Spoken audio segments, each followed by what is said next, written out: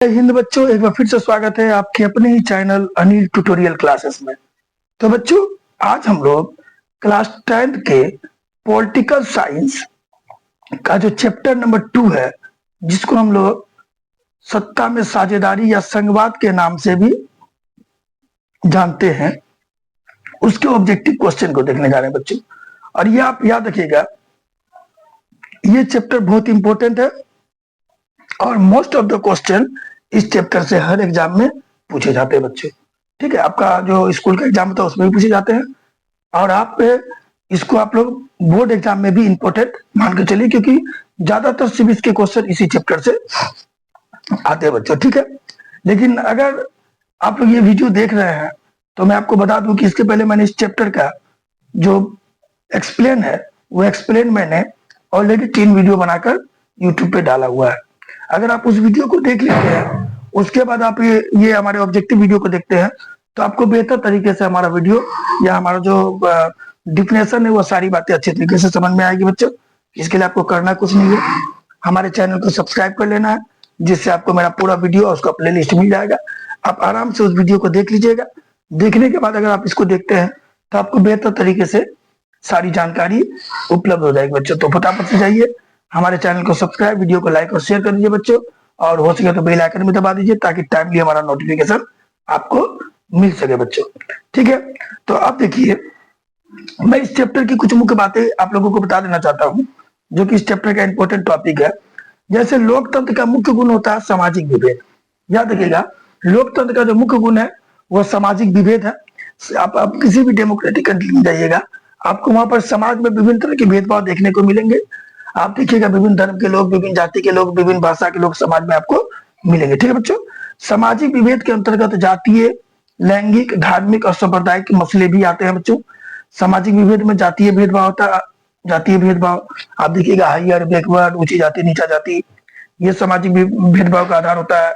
लैंगिक भेदभाव भी देखने को मिलता है, महिला पुरुष के बीच भेदभाव, धर्म के नाते भेदभाव देखने को मिलता है, सांप्रदायिक भावना देखने को मिलती है। ये सारे चीज आपको सामाजिक विभेद में आते हैं बच्चों। और याद रखिएगा, सांप्रदायिकता के भी 3 तत्व होते हैं। याद रखिएगा, सांप्रदायिकता के कितने तत्व हैं? 3 तत्व हैं। इस चीज को भी ध्यान रखिएगा। ये सारी डिफिनेशन मैंने इसके पहले वाले वीडियो में पढ़ा दिया है। ये आपको पूछा जा सकता है कि सांप्रदायिकता के कितने तत्व हैं बच्चों, तो सांप्रदायिकता के 3 तत्व हैं। तो मैं आपको बता दूं, ये सारी चीजें मैंने वीडियो में आपको पढ़ा दिया है, फिर भी बता देता हूँ। सांप्रदायिकता का जो पहला तत्व बच्चों वह है पहचान आधारित निष्ठा। ठीक है, पहला तत्व क्या बच्चों? पहचान आधारित निष्ठा। सांप्रदायिकता का दूसरा तत्व बच्चों समूह एकजुटता। समूह या एकजुटता। और सांप्रदायिकता का तीसरा तत्व है विशिष्टता। ठीक है बच्चों, इसके बारे में मैंने पहले वाले वीडियो में बता दिया, आप लोग देख लीजिएगा। सत्ता में साझेदारी के लिए ही किसी देश में विभिन्न स्तरों की सरकारों के बीच विभाजन होता है। देखिए, संघीय शासन व्यवस्था में मैं आपको बता चुका हूं कि सत्ता जो है केंद्र सरकार और राज्य सरकार के बीच बटी होती है, ताकि सभी को सत्ता में साझेदारी का मौका मिले। तो ये याद रखिएगा, संघीय शासन व्यवस्था में या कोई भी शासन व्यवस्था में अगर सत्ता का बंटवारा कर दिया गया तो समझ लीजिए कि वह चाहता है कि सभी लोगों को सत्ता में भागीदारी मिले। सत्ता के विभाजन के उद्देश्य से भारत में संविधान में, देखिए, सत्ता में ना कार्यों का बंटवारा करने के लिए संविधान को 3 सूची में बांटा गया है: केंद्र सूची, राज्य सूची और समवर्ती सूची। केंद्र सूची में केंद्र के अधिकारों को बताया गया, राज्य सूची में राज्य के अधिकारों को, और समवर्ती सूची में उन अधिकारों को बताया गया है जिस पर केंद्र और राज्य दोनों का अधिकार होगा।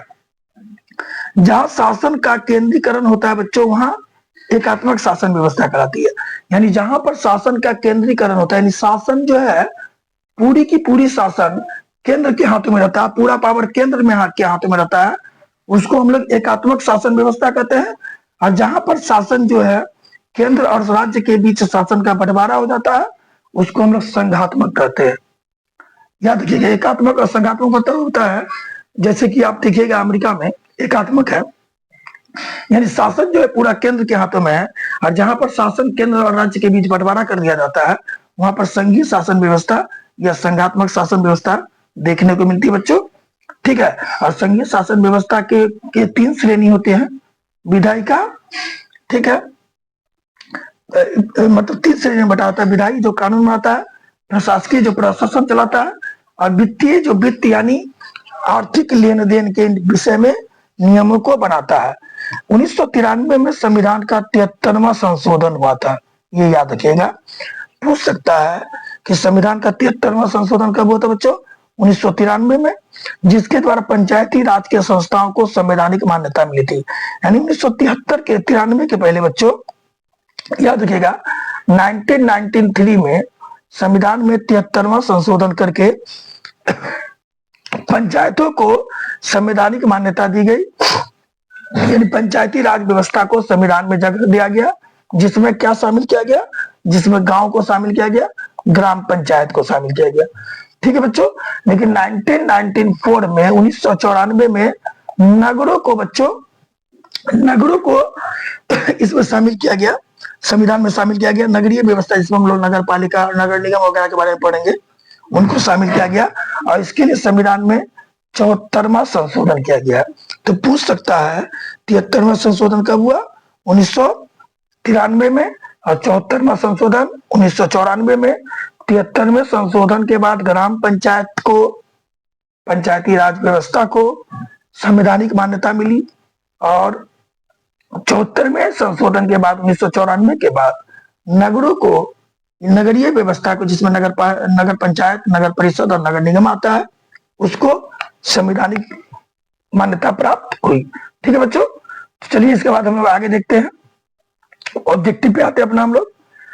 देखिए पहला क्वेश्चन क्या पूछा गया है? संघ राज्य की विशेषता नहीं है। संघ राज्य की विशेषता क्या नहीं है? क्या वहां लिखित संविधान नहीं होता है? क्या वहां शक्तियों का विभाजन नहीं होता है? क्या वहां एक ही शासन व्यवस्था होती है? क्या वहां सर्वोच्च न्यायालय नहीं होता है? तो देखिए संघीय शासन व्यवस्था में लिखित संविधान भी चाहिए। ठीक है। संघीय शासन व्यवस्था में सत्ता का या शक्ति का विभाजन भी हो जाता है। देखते हैं आप लोग, मालूम ही हो आपको, शक्ति का विभाजन केंद्र सरकार राज्य सरकार के बीच होता है। ठीक है। और स्थानीय स्वशासन के बीच होता है। ठीक है। जिसको हम लोग कहते हैं उधर के विस्थापन, जिसके ऊपर केंद्र होता है, उसके नीचे राज्य होता है, उसके बाद स्थानीय स्वशासन होता है बच्चों। ठीक है। स्वशासन होता है। एक क्षैतिज बंटवारा होता है, जिसमें कार्यपालिका होती है, विधायिका होती है और न्यायपालिका होती है। तो सत्ता का विभाजन तो भैया संघीय राज्य व्यवस्था में होता है। सर्वोच्च न्यायालय भी होता है। क्या नहीं होता संघीय राज्य व्यवस्था में? एक हरी शासन व्यवस्था नहीं होती है। यानी पूरा पावर केंद्र के पास नहीं होता है, पावर राज्यों के पास भी होता है। तो इसका सही जवाब होगा बच्चों सी नंबर। संघीय शासन, संघ राज्य की विशेषता क्या नहीं है? तो संघ राज्य की विशेषता एक हरी शासन व्यवस्था नहीं है। संघ राज्य में आपको एक हरी शासन व्यवस्था नहीं पाई जाती, क्योंकि यहाँ पर शक्तियों का विभाजन केंद्र और राज्य के बीच होता है, दोनों के पास पावर होता है। एक हरी या एकात्मक शासन व्यवस्था आपको कहाँ पाया जाता है? जहां पर पावर केवल और केवल केंद्र के पास हो, राज्य को कोई अधिकार न दिया गया हो। अगला क्वेश्चन है जो 2012 में पूछा गया, ये 12 और 20 में पूछा गया है। समवर्ती सूची में किसको रखा गया है? समवर्ती सूची में किसको रखा गया बच्चों? आपको बताया ना अभी हम, सूची 3 होते हैं, केंद्र सूची, राज्य सूची और समवर्ती सूची। केंद्र में केंद्र के विषय को रखा गया, राज्य में राज्य के विषय को, और समवर्ती में केंद्र और राज्य दोनों के विषय को रखा गया। तो इसका सही जवाब होगा ऑप्शन नंबर बी। ठीक है बच्चों। तो 1 2 क्लियर हो गया। अब हम लोग देखते हैं 3 नंबर। 3 नंबर क्या बोला बच्चों? देखिए 3 नंबर में बोला जा रहा है, 3 नंबर बोला जा रहा है संघ राज्य का उदाहरण है। ये क्वेश्चन देख लीजिए, 13 में, 15 में, 18 में, 19 में, 20 में, 21 में, इतना बार पूछा गया, आप अनुमान लगा सकते हैं कि यह क्वेश्चन कितना इंपॉर्टेंट है। ठीक है बच्चों। तो संघ राज्य का उदाहरण कौन है? अमेरिका, संघ सरकार का, सॉरी, संघ सरकार का उदाहरण कौन है बच्चों? अमेरिका है। ठीक है। भारत है, कनाडा है, या एक ऑप्शन आपका हमारा यहाँ दिया हुआ है, इनमें से है, इनमें से सभी। समझ गए बच्चों? तो संघ सरकार का है बच्चों, अमेरिका में है, भारत में है, कनाडा में है, या इनमें से सभी। तो देखिए जहां पर शक्ति का विभाजन केंद्र और राज्य के बीच कर दिया जाता है बच्चों, सरकार का विभाजन केंद्र और राज्य के बीच कर दिया जाता है, वहां पर संघ सरकार होती है। ठीक है, जो अमेरिका में भी है, भारत में भी है, कनाडा में भी है। तो इसका सही जवाब होगा इनमें से सभी। ठीक है बच्चों, अमेरिका, भारत और कनाडा तीनों जगह संघ सरकार है, क्योंकि यहाँ पर एक संघीय सरकार के तहत केंद्र और राज्य के बीच शक्ति का बंटवारा कर दिया गया है। ठीक है बच्चों, अब हम लोग अगले क्वेश्चन को देखते हैं।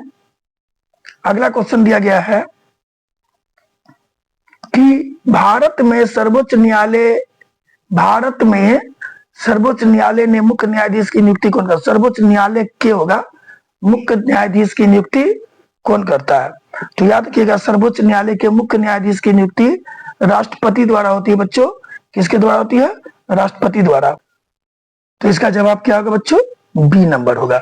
सर्वोच्च न्यायालय के जो मुख्य न्यायाधीश होते हैं उसकी नियुक्ति राष्ट्रपति द्वारा की जाती है। ठीक है बच्चों, अब अगला क्वेश्चन को देख रहे हैं कि अगला क्वेश्चन क्या कह रहा है। क्या बोला गया? 2015 में क्वेश्चन पूछा, ये 2014 में पूछा गया था। लोकसभा में निर्वाचन हेतु कुल कितनी सीटें हैं? यानी अगर आप लोग कहिएगा तो हमारे यहाँ कितने सांसद चुने जाते हैं बच्चों, जिसको एमपी कहते हैं, मेंबर ऑफ पार्लियामेंट। ठीक है, इसी लोकसभा के द्वारा हम लोग पीएम को चुनते हैं। तो लोकसभा में कितनी सीटें हैं बच्चों? तो लोकसभा में 543 सीटें हैं। इस चीज को याद रखिएगा, भारत के लोकसभा में निर्वाचन हेतु 543 सीटें हैं। ठीक है बच्चों, इस चीज को ध्यान दीजिएगा। अगला क्वेश्चन देखते हैं। अगला क्वेश्चन क्या कहा गया है? अगला क्वेश्चन कहा गया है कि सत्ता की साझेदारी सही है। सत्ता की साझेदारी सही है, क्यों? क्योंकि यह विविधता को अपने में समेट लेती है, देश की एकता को कमजोर करती है, फैसले लेने में देर करती है, विभिन्न समुदाय के बीच टकराव कम करती है। देखिए, सत्ता में साझेदारी मतलब होता है विभिन्न समुदायों का सत्ता में भाग लेना, सरकार में भाग लेना। अगर विभिन्न समुदाय के लोग सरकार में भाग लेंगे तो सबको अपना अपना बात रखने का मौका मिलेगा बच्चों, सब अपना अपना बात रख पाएंगे। जब सब अपना अपना बात रखेंगे बच्चों तो कहीं ना कहीं टकराव कम होगा, सब एक दूसरे से अपनी राय को शेयर करेंगे। तो सत्ता में साझेदारी इसलिए जरूरी है क्योंकि यह विभिन्न समुदाय के बीच टकराव को कम करती है। इसका सही जवाब होगा ऑप्शन नंबर डी। ठीक है बच्चों, अगला है, निम्न में कौन सा पंचायती राज व्यवस्था का दूसरा स्तर है? बलवंत राय मेहता समिति ने पंचायती राज व्यवस्था के 3 स्तरों की बात की थी। पहला था बच्चों ग्राम पंचायत, ठीक है, दूसरे स्तर पे था पंचायत समिति, और तीसरे स्तर पे था क्या बच्चों? जिला परिषद। याद रखिएगा, पहला है पंचायत, ग्राम पंचायत, जो कि ये नहीं होगा। हमको कौन सा पूछा बच्चों? दूसरा स्तर पूछा है। दूसरे स्तर पर क्या है? पंचायत समिति है। तो इसका सही जवाब ऑप्शन सी होगा, जो 2018 के कंपार्टमेंटल एग्जाम में पूछा गया है बच्चों। तो ये 7वां नंबर भी हमारा क्लियर होता है। अब हम लोग देखते हैं बच्चों 8वां नंबर क्वेश्चन देखते हैं। 8वां नंबर क्वेश्चन में क्या कर रहा है? कौन सा संविधान संशोधन द्वारा पंचायत का तीसरा स्तर बनाया गया था बच्चों? कौन से संविधान में संशोधन करके पंचायत का तीसरा स्तर बनाया गया था? तो याद रखिएगा बच्चों, पंचायत का तीसरा स्तर के तीनों स्तरीय संविधान में 73वां संशोधन करके बनाया गया था बच्चों। कौन सा संशोधन करके? 73वां संशोधन किया गया था संविधान में, और 73वां संशोधन किया गया था। ठीक है, 73वें संशोधन करके इसको बनाया गया था। इस चीज को ध्यान रखिएगा। तो याद रखिएगा, कौन सा संशोधन करके तीसरे स्तर को पंचायत का तीसरा, मतलब संविधान में कौन सा संशोधन करके अधिनियम बनाया गया, कानून बनाया गया, और तीसरे स्तर पर पंचायत का जो तीसरा स्तर है उसको बनाया गया। तीसरा स्तर कौन है बच्चों? जिला परिषद। ये आपका दिमाग को खाने के लिए दिया गया, इसमें कोई बड़ी बात नहीं है।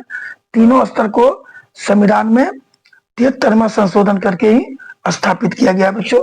ये क्वेश्चन पूछा गया है 2018 में, और ये बलवंत राय मेहता समिति के अनुशंसा पर किया गया था। ये भी बहुत इंपॉर्टेंट क्वेश्चन बच्चों। ग्राम कचहरी का प्रधान कौन होता है? 19 में पूछा है, 21 में पूछा है, 24 में पूछा है। तो ग्राम कचहरी का प्रधान कौन होता है बच्चों? सरपंच होता है, जो कि ग्राम कचहरी का प्रधान है। ठीक है बच्चों, ग्राम कचहरी एक तरह से गांव की न्यायपालिका है, गांव का कोर्ट है, गांव के आपसी झगड़े का फैसला करती है। और उसका जो जज है ग्राम कचहरी का, वह जज कौन होता है बच्चों? सरपंच होता है। ठीक है, इस चीज को माइंड में रखिएगा। अब आते हैं हम लोग 10वां नंबर क्वेश्चन देखते हैं। 10वें नंबर क्वेश्चन में क्या कहा गया है, भारतीय संविधान के अनुच्छेद 19 में देश के सभी नागरिकों को कौन सा मूल अधिकार दिया गया है। ठीक है बच्चों, अनुच्छेद 19 में कौन सा मूल अधिकार भारत के नागरिकों को दिया गया है बच्चों। ऑप्शन दिया, स्वतंत्रता का अधिकार, समता का अधिकार, संवैधानिक उपचार का अधिकार, इनमें से कोई नहीं। तो याद रखिएगा, अनुच्छेद 19 में जो है वह स्वतंत्रता का अधिकार दिया गया है बच्चों। ठीक है, और इसके बाद हमारे पास कुल 6 मौलिक अधिकार हो गए। कितने मौलिक अधिकार हो गए बच्चों? 6। ठीक है, 6 मौलिक अधिकार प्रदान किए गए हैं जिन्हें स्वतंत्रता का अधिकार कहा जाता है बच्चों। इसके अंदर हम कहीं भाषण दे सकते हैं, अपने विचारों को रख सकते हैं, शांतिपूर्ण तरीके से विरोध कर सकते हैं, यानी हमको स्वतंत्रता दी गई है अपने बातों को व्यक्त करने का, अपने विचारों को रखने का, शांतिपूर्ण तरीके से विरोध करने की भी स्वतंत्रता हमको दी गई है बच्चों। यानी इसके अंतर्गत टोटल 6 अधिकार दिए गए हैं। तो उतना नहीं याद रखिएगा, बस याद रखिएगा कि अनुच्छेद 19 में स्वतंत्रता का अधिकार, मूल अधिकार भारत के लोगों को या भारत के नागरिकों को दिया गया है। लिच्छवी गणतंत्र, गणतंत्र लिखा गया बच्चों। लिच्छवी गणतंत्र भारत के किस राज्य में अवस्थित था? बिहार में, राजस्थान में, महाराष्ट्र में या त्रिपुरा में? तो याद किया बच्चों, बिहार में, बिहार का वैशाली जिला में लिच्छवी गणतंत्र था बच्चों। इस चीज को याद रखिएगा, जो भारत के ही नहीं बल्कि वर्ल्ड में गणतंत्र का जनक कहलाता है। ठीक है, लिच्छवी को गणतंत्र का जनक माना जाता है और यह हमारे बिहार के वैशाली जिले में है बच्चों, समझे। तो याद रखिएगा, लिच्छवी गणतंत्र का संबंध कहां से है? तो बिहार से है। ठीक है बच्चों, तो इसका सही आंसर क्या हो जाएगा हम लोगों का? ए नंबर। ठीक, अब आगे देखते हैं अगला क्वेश्चन क्या दे रहा है बच्चों। अगला क्वेश्चन कह रहा है कि भारत में किस राज्य में सबसे पहले पंचायती राज व्यवस्था की शुरुआत हुई थी? यानी किस राज्य में सबसे पहले पंचायती राज व्यवस्था को शुरू किया गया बच्चों? और ऑप्शन क्या दिया बच्चों? ऑप्शन दिया राजस्थान, पंजाब, उत्तर प्रदेश, बिहार। तो याद रखिएगा, पंचायती राज व्यवस्था की शुरुआत सबसे पहले राजस्थान में हुई है। कब हुई है बच्चों? 2 अक्टूबर यानी 2 अक्टूबर 1959 को। ठीक है, और राजस्थान के एक जिला है नागौर जिला। इस नागौर जिला में सबसे पहले पंचायती राज व्यवस्था की शुरुआत हुई थी बच्चों। ठीक है, और इसका उद्घाटन किया था भारत के पहले प्रधानमंत्री जवाहर लाल नेहरू जी ने। ठीक है बच्चों, इस चीज को याद रखिएगा कि भारत में पंचायती राज व्यवस्था की शुरुआत राजस्थान में 2 अक्टूबर 1959 को हुई थी, नागौर जिला में, और उद्घाटन करने वाले थे जवाहरलाल नेहरू। भारत में योजना आयोग का गठन कब किया गया बच्चों? तो भारत में योजना आयोग का गठन कब किया गया? ऑप्शन 15 अक्टूबर 1951, 15 सितंबर 1950, ठीक है बच्चों, और 15 मार्च 1950। इनमें से कोई नहीं, ये ऑप्शन दिए गए हैं। बड़ा इजी जवाब है, याद रखिएगा। 15 मार्च 1950 को भारत में योजना आयोग का गठन हुआ। ये भी क्वेश्चन इंपॉर्टेंट है और ये भी इंपॉर्टेंट है, 19 में पूछा गया। इसके अलावा और भी कई ईयर में ये पूछा गया, डेट मेंशन नहीं है बच्चों, सब डेटों से ढूंढना मुश्किल हो जाता है। तो याद रखिएगा, इसका सही जवाब सी होगा और इसका सही जवाब ए होगा। ठीक है, अब अगला क्वेश्चन देखते हैं। पंचायती राज के त्रिस्तरीय स्वरूप इनमें से कौन नहीं है? तो पंचायती राज का 3 स्वरूप होता है, बताए थे बच्चों, ग्राम पंचायत, और क्या बोले थे हम अभी थोड़ा पहले बताए हुए थे, याद होगा आप लोगों को। दूसरे स्तर में आता है पंचायत समिति, तीसरे स्तर में आता है बच्चों हम लोगों का जिला परिषद। ये 3 आता है। तो क्या नहीं है हम लोगों का? नगर निगम नहीं है। ऑप्शन नंबर डी होगा कि पंचायती राज की त्रिस्तरीय व्यवस्था में नगर निगम शामिल नहीं है, क्योंकि ये साफ पता चलता है पंचायती राज जो है गांव से है और नगर निगम जो है बच्चों शहरों से है। ये 19 में पूछा गया है। ग्राम पंचायत का कार्यकाल कितने वर्षों का होता है? बड़ा इजी क्वेश्चन है बच्चों।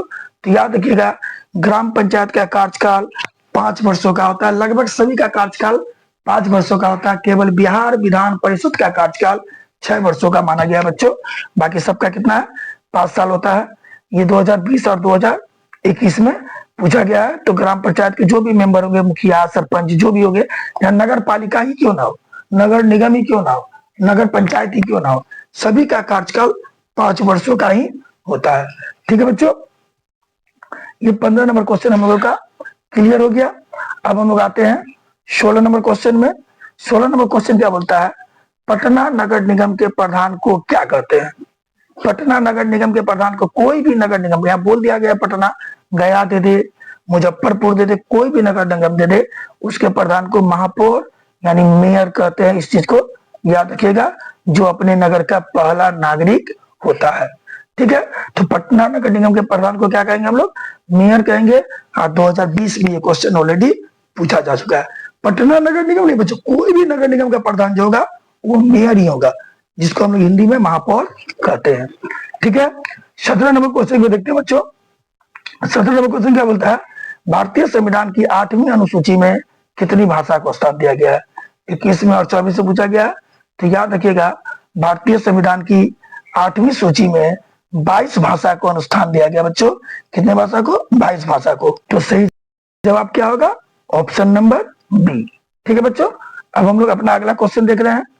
अगला क्वेश्चन क्या बोला गया है, अगला क्वेश्चन बोल रहा है बच्चों, भारत में किस प्रकार का शासन प्रणाली है, संघीय अध्यक्षीय, संघीय संसदीय, एकात्मक अध्यक्षीय, एकात्मक संसदीय। देखिए एक चीज ध्यान दीजिएगा, जो संघीय शासन व्यवस्था होती है ना बच्चों, उसमें केंद्र और राज्य के बीच शक्ति का बंटवारा होता है। जहां पर पीएम और सीएम हो वहां पर संघीय शासन व्यवस्था होगी, और जहां केवल पीएम या राष्ट्रपति हो वहां एकात्मक शासन व्यवस्था होगी। तो हमारे देश में तो भैया पीएम सीएम दोनों है, केंद्र और राज्य के बीच शक्ति का बंटवारा है। तो ये और ये तो होगा ही नहीं, क्योंकि इस दोनों में एकात्मक है। तो ऑप्शन या तो ए होगा या बी होगा। तो याद रखिएगा, हमारे यहाँ संघीय और संसदीय व्यवस्था है, क्योंकि हमारे यहाँ संसद है जिसमें सभी प्रतिनिधि चुने जाते हैं जो निर्णय लेने में मदद करते हैं। अध्यक्षीय में क्या होगा बच्चों, संसद जो है संघ तो रहेगा लेकिन निर्णय केवल अध्यक्ष लेगा। बट यहाँ पर निर्णय संघीय है लेकिन निर्णय कौन लेता है, संसद के विभिन्न सदस्य मिलकर लेते हैं। तो भारत में किस प्रकार की शासन प्रणाली है बच्चों, संघीय और संसदीय शासन प्रणाली है। तो सही जवाब बी होगा। ये भी इंपॉर्टेंट देख लीजिए, 20 में, 21 में, 22 में पूछा गया है। मैंने आपको क्यों कहा शुरू में वीडियो में कि ये लेसन बहुत इंपॉर्टेंट लेसन, आप देख ही रहे हैं कि इस लेसन से कितना क्वेश्चन पूछा जाता है। भारत में सबसे पहले नगर निगम की स्थापना कहाँ हुई, तो याद रखिएगा, भारत में सबसे पहले नगर निगम की स्थापना बच्चों चेन्नई में हुई है। कहाँ हुई है, चेन्नई में। क्लियर है बच्चों। तो भारत का पहला नगर निगम कौन है, चेन्नई है। और ये कब बना था बच्चों, 1688 में बना था। ठीक है, इसको अंग्रेजों ने ही सबसे पहले नगर निगम की घोषणा की थी। ये क्वेश्चन 2021 में पूछा गया है कि भारत का पहला नगर निगम कौन है, चेन्नई है। याद रखिएगा, चेन्नई की जगह में मद्रास भी दे सकता है, क्योंकि अभी इसका नाम चेन्नई है, लेकिन जब अंग्रेजों ने इसको नगर निगम बनाया था उस समय इसका नाम मद्रास था। तो हो सकता है कि चेन्नई की जगह में मद्रास दे दे। ठीक है बच्चों, तो अब हम लोग अपने अगले क्वेश्चन को ले रहे हैं। अगला क्वेश्चन क्या कर रहा है बच्चों, अगला क्वेश्चन कह रहा है, पंचायती राज संस्थाओं को संवैधानिक दर्जा संविधान के किस संशोधन के द्वारा दिया गया बच्चों। तो मैंने शुरू में ही नहीं बताया था, 73वां संशोधन। कौन संशोधन बच्चों, 73वां, यानी पंचायती राज व्यवस्था को संवैधानिक दर्जा 73वां संशोधन के द्वारा दिया गया है, और नगरीय व्यवस्था को 74वां संशोधन द्वारा। तो याद रखिएगा, इसका आंसर होगा बी नंबर। पंचायती राज रहेगा, ग्राम पंचायत रहेगा, तो वो लिखेंगे 73वां संशोधन, और नगर निगम, नगर पंचायत, नगर परिषद रहेगा तो उसको 74वां संशोधन लिखेंगे। ये 2021 में पूछा गया बच्चों। अगला, निम्न में कौन केंद्र शासित प्रदेश है, उत्तराखंड, छत्तीसगढ़, चंडीगढ़ या केरल। तो याद रखिएगा, हमारे देश में 8 केंद्र शासित प्रदेश है, उनमें से एक हमारा चंडीगढ़ है। तो ऑप्शन नंबर सी हमारा सही होगा। केंद्र शासित प्रदेश कौन है इन चारों में, चंडीगढ़ है। ठीक है, ये क्वेश्चन 2020 में पूछा जा चुका है। ठीक है बच्चों, अब हम लोग अगला क्वेश्चन को देखते हैं। अगला क्वेश्चन क्या कर रहा है, राज्यपाल की नियुक्ति कौन करता है बच्चों, राज्यपाल की नियुक्ति कौन करता है। ये क्वेश्चन में ऑप्शन दिया गया है प्रधानमंत्री, राष्ट्रपति, मुख्यमंत्री, उपराष्ट्रपति। तो याद रखिएगा, राष्ट्रपति करते हैं राज्यपाल की नियुक्ति, या जो सुप्रीम कोर्ट होते हैं उसके जज की नियुक्ति दोनों कौन करते हैं? राष्ट्रपति ही करते हैं बच्चों। इस चीज को याद रखिएगा, ऑप्शन सी होगा। और ये 22 में ऑलरेडी पूछा गया है। नगर निगम की आय का स्रोत कौन नहीं है? इस चारों में नगर निगम की आय का स्रोत कौन नहीं बच्चों? मकान कर, आयकर, जल कर, शौचालय कर। तो आप लोग याद रखिएगा, नगर निगम मकान पर भी कर लगाती है, जल लेने पर भी कर लगाती है, शौचालय पर भी कर लगाती है। यानी आय कर, जिसको इनकम टैक्स कहते हैं, इस पे नगर निगम का कोई अधिकार नहीं होता है। ये सीधे केंद्र और राज्य को जाती है। इनकम टैक्स पर किसी प्रकार का कोई हस्तक्षेप नगर निगम का नहीं होता है। तो सिंपल सा जवाब देंगे कि निम्न में से कौन बच्चों नगर निगम के आय का स्रोत नहीं है? तो आयकर नगर निगम के आय का स्रोत नहीं है। अगर बच्चों हमारा वीडियो आपको अच्छा लग रहा हो तो फटाफट से हमारे चैनल को सब्सक्राइब, वीडियो को लाइक और शेयर कर दीजिए बच्चों। इससे हम लोग मोटिवेट होते हैं। आपके लाइक और शेयर हम लोगों को बहुत ज्यादा हिम्मत प्रदान करता है बच्चों, ठीक है। अब अगला क्वेश्चन देखते हैं हम लोग। जो अगला क्वेश्चन कर रहा है बच्चों, निम्न में कौन ग्राम पंचायत की व्यवस्थापिका सभा है? निम्न में कौन ग्राम पंचायत की व्यवस्थापिका सभा है बच्चों? ग्राम सभा, ग्राम रक्षा दल, ग्राम कचहरी, इनमें से कोई नहीं। तो देखिए, ग्राम रक्षा दल जो है गांव की पुलिसिया व्यवस्था है, कचहरी जो है गांव की न्यायिक व्यवस्था है, ठीक है बच्चों। और ग्राम सभा जो है ग्राम की व्यवस्थापिका है, जिसमें गांव के संबंधित जो भी नियम होते हैं उन नियमों को क्या किया जाता है बच्चों? उन नियमों का निर्णय लिया जाता है। तो 24 का आंसर ए नंबर होगा। और ये क्वेश्चन 2022 में पूछा जा चुका है बच्चों। तो क्लियर हो गया कि ग्राम पंचायत की व्यवस्थापिका सभा कौन है बच्चों? ग्राम सभा है। 24 नंबर का क्लियर जवाब निकलता है ग्राम सभा। अगला देखते हैं, स्थानीय स्वशासन राज्य के नीति निर्देशक सिद्धांतों को किस अनुच्छेद में है? स्थानीय स्वशासन के, जो स्थानीय स्वशासन होता है, जो पंचायती राज व्यवस्था होती है, उसके नीति निर्देशक सिद्धांतों का वर्णन किस अनुच्छेद में है बच्चों? तो ऑप्शन दिया हुआ है बच्चों, अनुच्छेद 34, अनुच्छेद 40, उसके बाद अनुच्छेद 42 दिया है बच्चों, और अनुच्छेद 51। तो याद रखिएगा, अनुच्छेद 40 में स्थानीय स्वशासन के नीति निर्देशक सिद्धांतों का वर्णन है, संविधान के अनुच्छेद 40 में। ये क्वेश्चन 22 में और 24 में। तो स्थानीय स्वशासन के जो भी नियम है, जो भी नीति निर्देशक है, जो भी सिद्धांत है, उसका वर्णन संविधान के अनुच्छेद 40 में किया गया बच्चों। और ये क्वेश्चन 2022 और 2024 में ऑलरेडी पूछा जा चुका है, ठीक है बच्चों। अब 26 नंबर क्वेश्चन देखते हैं। ग्राम कचहरी में मुकदमे सुलझाए जाते हैं। कैसे मुकदमे सुलझाए जाते हैं ग्राम कचहरी में? दीवानी मतलब होता है जमीन जायदाद से संबंधित, फौजदारी मतलब मारपीट से संबंधित, दोनों या कोई नहीं। तो याद रखिएगा, ग्राम कचहरी में दीवानी और फौजदारी, जमीन का मामला और मारपीट का मामला, दोनों का फैसला होता है। इसीलिए ऑप्शन नंबर सी होगा, यानी दीवानी मामले और फौजदारी मामले। ये क्वेश्चन 2022 में पूछा गया है, लेकिन एक लिमिट रहता है कि आप कितना तक सुनवाई कर सकते हैं। आप ग्राम कचहरी मर्डर का, डकैती का सुनवाई नहीं कर सकता है, ठीक है। छोटे मोटे फैसलों को ग्राम कचहरी कर सकता है। तो ग्राम कचहरी में जमीन जायदाद यानी दीवानी मामला और मारपीट यानी फौजदारी मामला, दोनों का फैसला होता है बच्चों। तो सही जवाब होगा ऑप्शन नंबर सी। अगला है, बिहार में सबसे पहले नगर निगम की स्थापना कहाँ हुई थी? ठीक है बच्चों, ऑप्शन दिया हुआ है मोतिहारी, गया, बिहार शरीफ, पटना। तो याद रखिएगा, बिहार में सबसे पहला नगर निगम पटना बना है।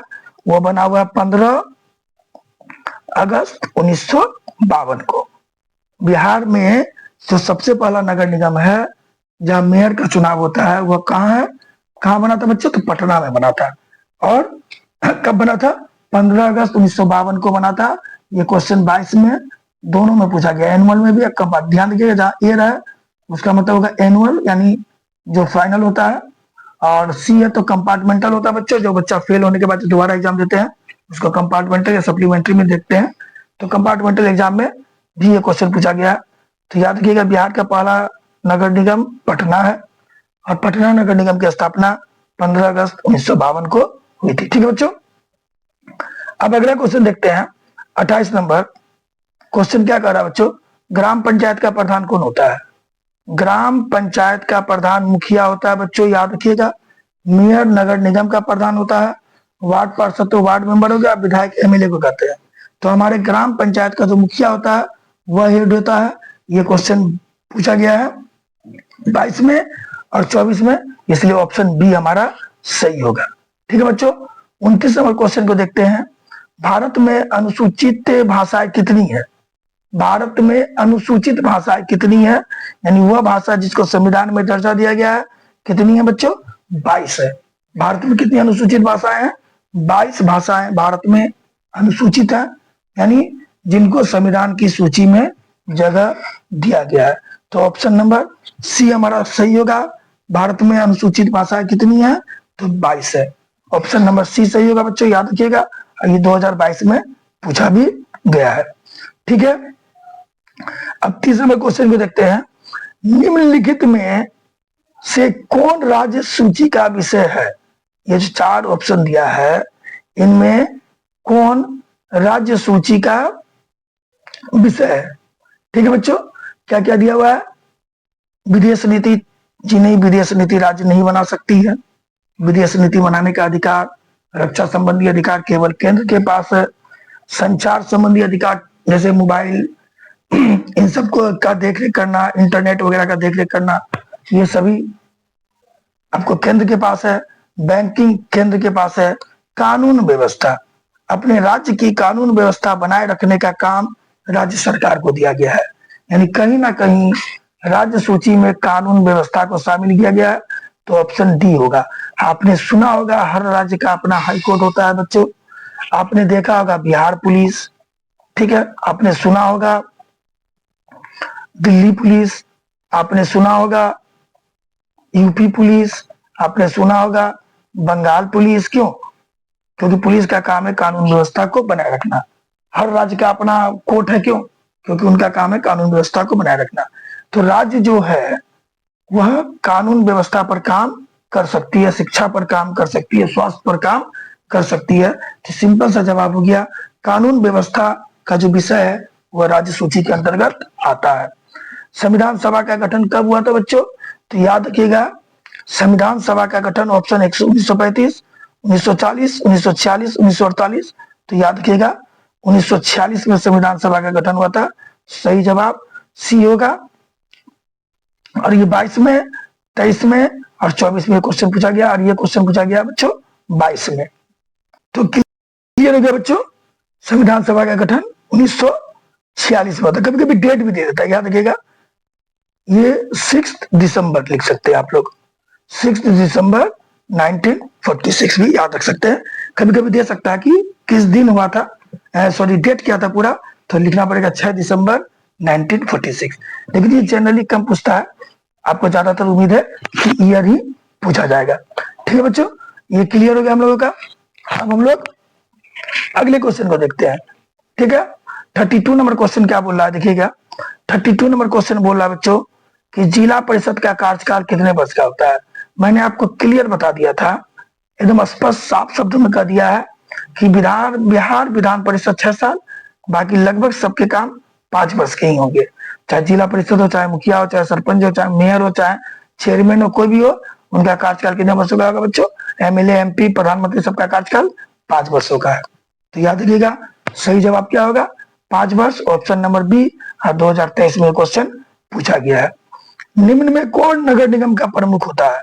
मैंने आपको शुरू में बताया नगर निगम के प्रमुख को महापौर कहते हैं बच्चों, जिसको मेयर के नाम से भी जाना जाता है। तो नगर निगम का प्रमुख कौन होता है बच्चों? याद रखिएगा, नगर निगम का प्रमुख महापौर होता है, जिसे हम लोग मेयर कहते हैं। ठीक है, जो उस नगर का पहला नागरिक होता है। तो ऑप्शन नंबर डी सही होगा, जो 2023 में पूछा गया है। ठीक है बच्चों, अब हम लोग देखते हैं 34 नंबर। निम्न में से कौन सा समवर्ती सूची में बच्चों? तो मैंने बताया था ना, केंद्र सूची में केंद्र के अधिकार, राज्य सूची में राज्य के अधिकार, और समवर्ती सूची में दोनों का अधिकार दिया गया है। तो बैंक केंद्र के पास है, व्यापार राज्य के पास है, और केंद्र के पास भी है। पुलिस केवल केवल केवल राज्य के पास होता है। और शिक्षा जो है बच्चों, वो केंद्र और राज्य दोनों के पास होगा। आपने सुना ही होगा, स्टेट जो स्टेट गवर्नमेंट की जो शिक्षा होती है, एक सेंट्रल स्कूल होता है, एक राज्य का स्कूल होता है। जैसे आप लोग प्राइमरी स्कूल, मिडिल स्कूल आपके एरिया में वो राज्य का है, लेकिन अगर आपके पास डीपीएस जैसे स्कूल है तो वो केंद्र का है। ठीक है बच्चों, तो शिक्षा को कंट्रोल केंद्र और राज्य दोनों अपने अपने स्तर से कर सकती है। इसीलिए शिक्षा को केंद्र के अंतर्गत और राज्य के अंतर्गत दोनों के अंतर्गत रखा गया, इसलिए समवर्ती सूची में आता है बच्चों। ये क्वेश्चन 2023 में पूछा गया है, तो ऑप्शन नंबर डी हमारा सही होगा।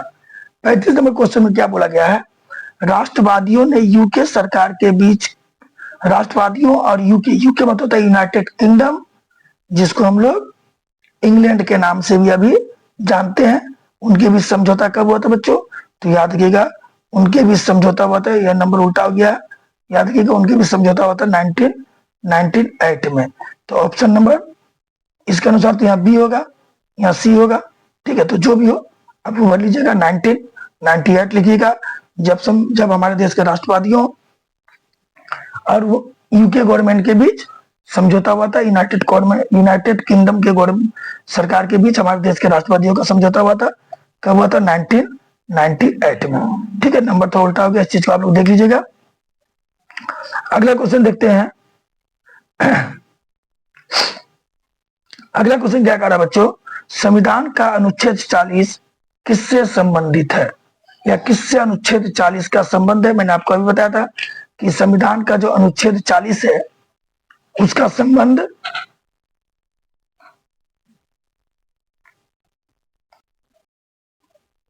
जो बच्चों क्या समता के अधिकार से है, जीवन के अधिकार से है, स्थानीय स्वशासन से है, या शिक्षा के अधिकार से है?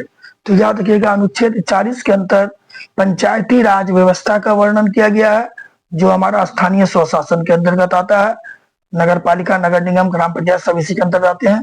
तो ये ऑप्शन नंबर सी होगा कि अनुच्छेद 40 का संबंध किससे है बच्चों? तो अनुच्छेद 40 का संबंध जो है स्थानीय स्वशासन की इकाइयों से है, जिसके अंतर्गत जो स्थानीय स्वशासन है, नगर पालिका, नगर निगम, ग्राम पंचायत, इन सब के गठन का वर्णन किया गया है। ठीक है बच्चों, तो स्थानीय स्वशासन से। अगला क्वेश्चन है, वेस्ट इंडीज संघ की स्थापना कब हुई? ऑप्शन दिया गया है 1958, 1962, 1973, 1975। तो याद रखिएगा, वेस्ट इंडीज संघ की स्थापना 1958 में हुई थी, और 1962 में वो टूट भी गया था बच्चों, इस चीज को ध्यान रखिएगा। तो टूटी कब थी बोलेगा तो 1962 लिखेंगे, लेकिन स्थापना कब हुई थी तो 1958 लिखेंगे। 2023-24 से पूछा गया, तो इसके अनुसार स्थापना कब हुई, इसके अनुसार ऑप्शन नंबर ए सही होगा। अगर टूटता तो ऑप्शन नंबर बी लिखते। वेस्ट इंडीज संघ फिर से कब टूटा था? 1962 में। बना कब था? 1958 में। ठीक है, अब अगला क्वेश्चन देखते हैं बच्चों। 38 नंबर क्वेश्चन क्या कर रहा है? 38 नंबर क्वेश्चन कर रहा है, निम्न में से कौन संघों के एक साथ आने का उदाहरण नहीं है? निम्न में से कौन संघ का एक साथ आने का उदाहरण नहीं है? भारत, संयुक्त अरब अमेरिका, स्विट्जरलैंड और ऑस्ट्रेलिया। तो इसका सही जवाब बच्चों भारत होगा, ऑप्शन नंबर ए। कभी कभी यहाँ स्पेन भी दे सकता है, याद रखिएगा, इसके जगह स्पेन भी कभी कभी देता है, इस चीज को ध्यान दीजिएगा। स्पेन भी संघों के एक साथ आने का उदाहरण नहीं है। भारत का 22वां राज्य कौन है बच्चों? यानी भारत का 22वां राज्य कौन बना है? गोवा, मिजोरम, सिक्किम या मणिपुर? तो याद रखिएगा, जो सिक्किम है वह भारत का 22वां राज्य है।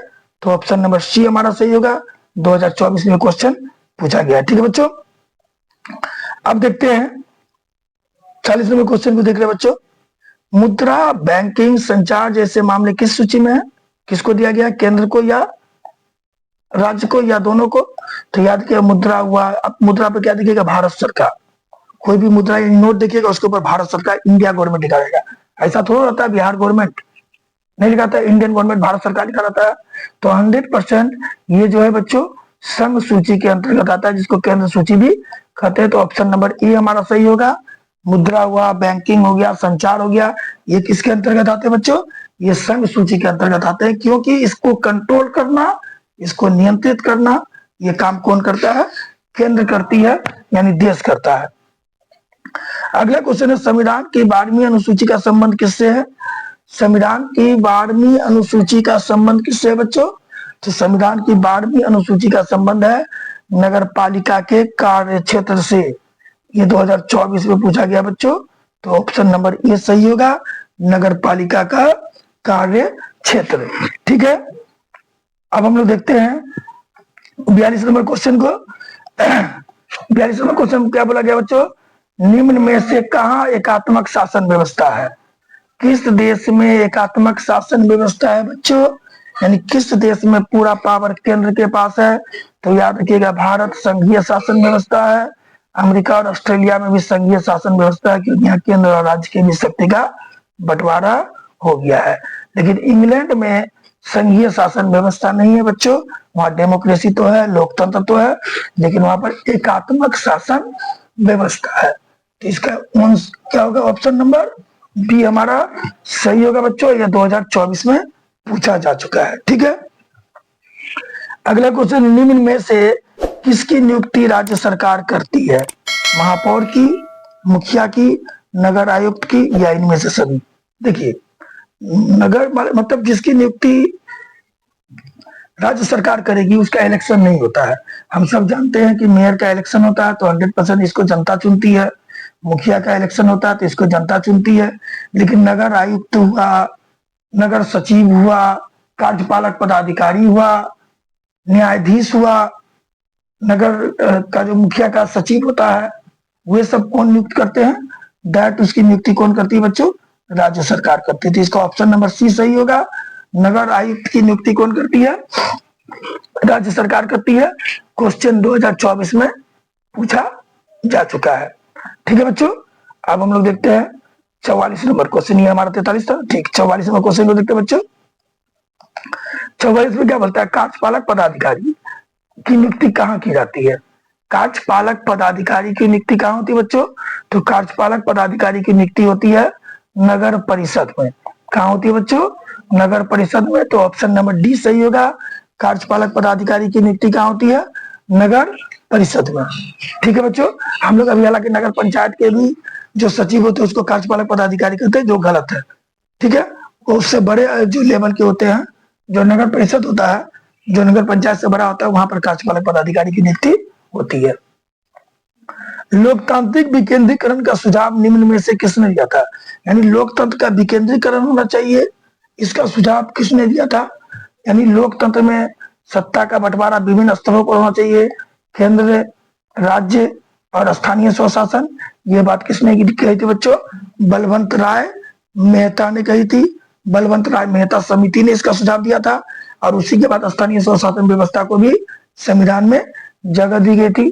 तो इसका सही ऑप्शन होगा 45 का ए नंबर, बलवंत राय मेहता समिति। ये 2024 में पूछा गया, तो ऑप्शन नंबर ए हमारा सही होगा बच्चों। ठीक है, अब अगला क्वेश्चन देखते हैं, कौन सा संवैधानिक संशोधन नगरीय स्थानीय स्वशासन से संबंधित है? तो याद रखिएगा, 73वां जो है वह ग्राम पंचायत से है, और 74वां जो है वह नगर से है। तो सही जवाब होगा 74वां जो संविधान संशोधन है उसका संबंध स्थानीय स्वशासन से है। कौन से स्थानीय स्वशासन? नगरीय। अगर वही गांव का स्थानीय स्वशासन रहेगा, पंचायत का स्थानीय स्वशासन रहेगा, तो जवाब होगा 73वां। किस देश में संघीय शासन व्यवस्था नहीं है बच्चों? किस देश में संघीय शासन व्यवस्था नहीं है? ऑप्शन क्या दिया हुआ बच्चों? भारत पहला ऑप्शन है, भारत दूसरा ऑप्शन है चीन, तीसरा ऑप्शन है बेल्जियम, चौथा ऑप्शन है स्विट्जरलैंड। तो याद रखिएगा, चीन में संघीय शासन व्यवस्था नहीं है, क्योंकि वह साम्यवादी देश है, वहां पर बार बार चुनाव नहीं होता, पूरा शक्ति एक ही व्यक्ति के हाथ में रहता है। तो वहां पर केंद्र और राज्य की भी शक्ति का बंटवारा नहीं है। ठीक है, इसीलिए चीन जो है वहां संघीय शासन व्यवस्था नहीं है। तो ऑप्शन नंबर बी होगा, और ये 2024 में, और ये भी 2024 में पूछा जा चुका है बच्चों। ठीक है, अब देखते हैं मेघालय किस राज्य को काटकर बनाया गया था बच्चों। तो याद रखिएगा, मेघालय जो है असम को काटकर बना है, असम को काटकर मेघालय बनाया गया। इस चीज को माइंड में रखिएगा। समवर्ती सूची के विषय पर कानून बनाने का अधिकार किसको है बच्चों। क्या राज्य को है, संघ को है, ए और बी दोनों को है, यानी केंद्र और राज्य यानी संघ और राज्य दोनों को है, या कोई नहीं।